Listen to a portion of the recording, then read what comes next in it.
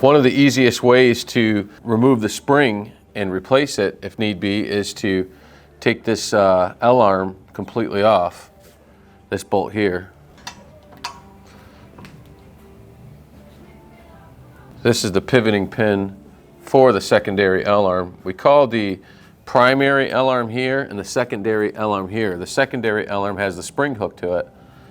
And to ever replace the spring, it's a lot easier to use the leverage of the arm to extend the spring.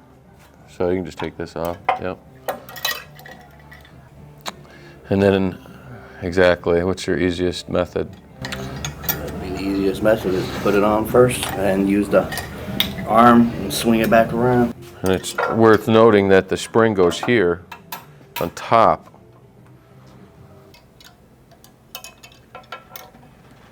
Now he's going to use the leverage of the L-arm to extend the spring, which is very easy. This is so easy. Now all he had to do was locate the pin and line it up with the hole, and that was too easy. Now everything's installed, and he's just going to put back his tapered Allen head bolt to lock down the pin on the tab and call it a day. Always put blue Loctite on those. That'll help them from backing off. If these keep backing off on you, then put more Loctite, and that will stop it. Blue, not red.